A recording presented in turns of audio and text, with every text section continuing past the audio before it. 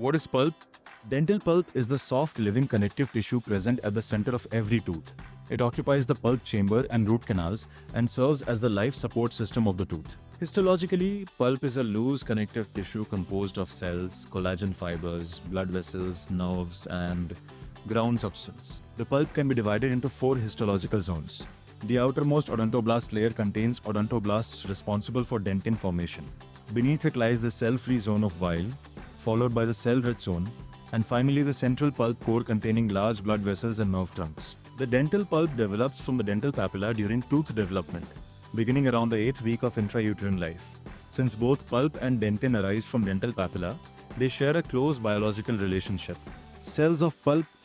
Fibroblasts are the most numerous cells present in the pulp. They synthesize collagen fibers and extracellular matrix. Odontoblasts are the second most prominent cells and are responsible for dentin formation throughout life. The pulp also contains defense cells such as macrophages, dendritic cells, lymphocytes, and plasma cells that provide immune protection. Pericytes around capillaries. Pericytes are contractile cells that lie on the outside of the capillary basement membrane and help in stabilization and regulations of blood flow. Blood supply. The pulp is highly vascular. Blood vessels enter through the apical foramen and form an extensive microcirculation. The vitality of the pulp depends primarily on its blood supply. Nerve supply. The pulp is richly innervated. Nerve fibers enter through the apical foramen and branch extensively within the pulp tissue. Plexus of Rashko. Just beneath the odontoblast layer lies the subodontoblastic plexus of Rashko, a dense network of sensory nerve fibers located in the cell-free zone of Weil. These nerves play a crucial role in detecting pain and transmitting sensory signals from the dentin to the brain, making the tooth highly sensitive to external stimuli. Nerve fibers. The dental pulp contains two main types of nerve fibers: myelinated nerve fiber and unmyelinated nerve fibers. Myelinated fiber rapidly transmit sharp, well-localized pain, especially when dentin is stimulated. Unmyelinated sympathetic fibers mainly regulate blood flow by controlling the diameter of pulp blood vessels rather than transmitting pain. Unlike most tissues, the dental pulp has only one way of responding to injury. Whether the stimulus is heat, cold, pressure, or chemicals, the pulp perceives it as pain. This protective response warns us the tooth is under stress or damage.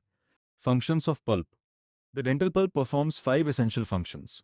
It has an inductive function during tooth development, a formative function by producing dentin, a nutritive function by supplying nutrients, a sensory function by detecting painful stimuli, and a defensive function by fighting infection and forming reparative dentin when the tooth is injured. Reparative function of pulp.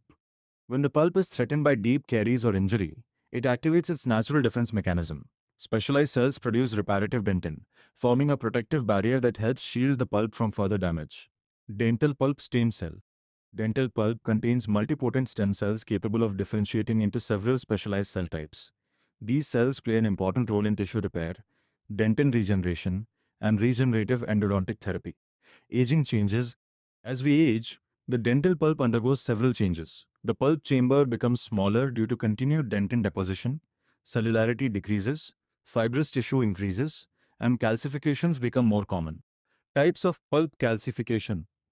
Pulp stones, also called denticles, are calcified masses that can develop within the dental pulp. They are classified into 3 types. Free pulp stones lie freely within the pulp tissue. Attached pulp stones are connected to the dentinal wall, while embedded pulp stones become completely surrounded by dentin as more dentin is deposited over time. Although they are usually asymptomatic and discovered on routine radiographs, large or multiple pulp stones can make root canal treatment more challenging by obstructing access to the root canals.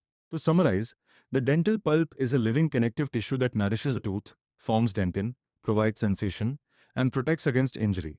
Understanding its structure and functions is essential for mastering endodontics and clinical dentistry. Thanks for watching, and subscribe for more dental concepts.